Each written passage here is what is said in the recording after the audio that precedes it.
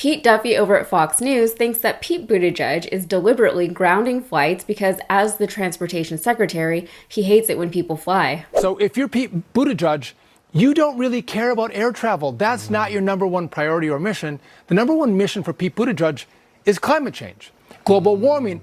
So they don't want you to travel. And the harder they make it for you to travel, the more painful, the more delays, the less you're going to buy that ticket and be willing to take you and Nala on a flight, or you and your kids on a flight. You're going to go, I'll just stay home. They don't want you to fly. They don't want you to drive. They don't want you to do any of that. They want you to be a good global citizen, not use any carbon emissions. Just stay home. Pete Buttigieg is not faultless. He seems underqualified to be filling the position he's in, and he's made some interesting comments since holding that office. But let's be real here. He doesn't have the power, authority, or really the know-how to single-handedly ground tons of flights around the country. He's a strange scapegoat for what's going on right now. So if you don't go along with their agenda, they'll just force you. And they'll try to blame it on something else. It's 5G's fault. It's AT&T and Verizon. It's the airlines. But Pete Buttigieg, this is his mission in life. The number one priority is the climate's going to destroy the world. You can't travel.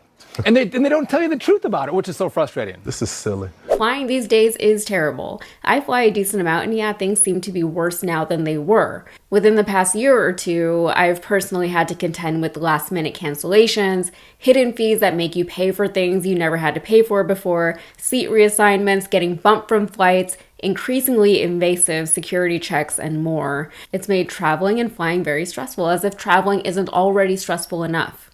According to the Bureau of Transportation Statistics, 19% of flights were delayed last year compared to 17% of flights delayed in 2018, pre-pandemic. Halfway through 2023, we are already seeing 21% of flights delayed. But this most recent slate of flight cancellations is more than just a little bonkers. Of course, there have been storms and extreme weather conditions across the country, which have been responsible for about 3/4 of the cancellations.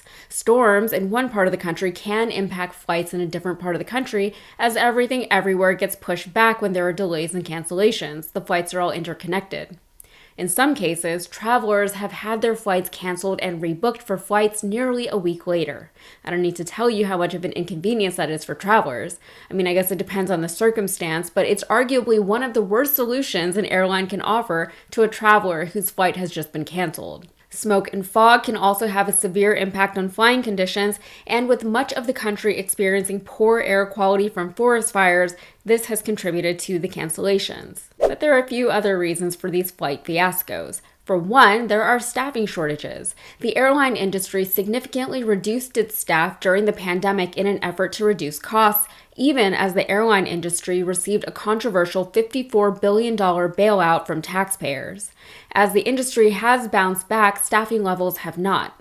Additionally, older planes that had been grounded permanently have not been replaced. To that point, just a few days ago, the Association of Flight Attendants released a statement regarding the staffing shortages and working conditions, specifically, quote, adverse situations resulting from irregular operations. Pilot unions have also been threatening to strike, with the Southwest Pilots Union seeking to be released from federal mediation for a new labor contract just this past Thursday. There were also those pesky stock buybacks from prior to the pandemic, when airlines chose to inflate their own valuations and enrich their executives rather than invest in infrastructure updates and employee compensation. Airlines were prohibited from using the pandemic-era bailout money on buybacks, but that stipulation expired in September of last year. While not directly related to the current slate of cancellations, the lack of infrastructure and employee investment has had long-term negative effects on the industry as a whole. And then the FAA, or the Federal Aviation Administration, is dealing with its own staffing shortages of air traffic controllers while running on inefficient, obsolete technology. Now, all of these things and more have contributed to the nightmare that is modern travel, and as we head into the summer months, which are immediately followed by the holidays, things aren't looking great. Now, while Secretary Buttigieg does often express concern regarding the impact of travel emissions on global warming, that doesn't mean he's the one sitting at home right now canceling flights.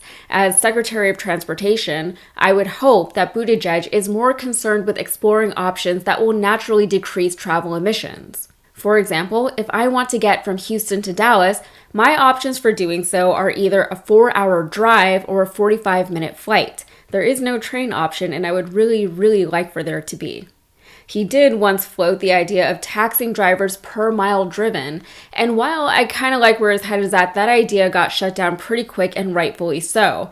You can't tax people for engaging in something without first giving them a viable alternative to that thing. Most Americans, including those who live in big cities, need a car to get anywhere. I can't get to my nearest grocery store without a car. Even if I wanted to walk over an hour and a half to get there in Texas heat, there's not even a sidewalk along the road that I would need to take. Oh, and there's no trees along that road, so there would be nothing between me and the Texas sun. Also, there's no bus route within my subdivision, so just getting out of this very sprawling neighborhood would be a problem, and there's no train station in this entire suburb. In fact, I think the closest train station to me is over a 30-minute drive away from my house.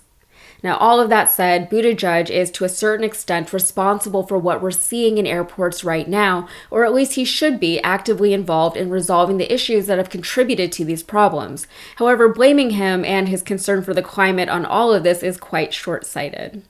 All right, that's it for me. If you got anything out of this, please like and subscribe, and be sure to follow me on Instagram and TikTok. Thanks.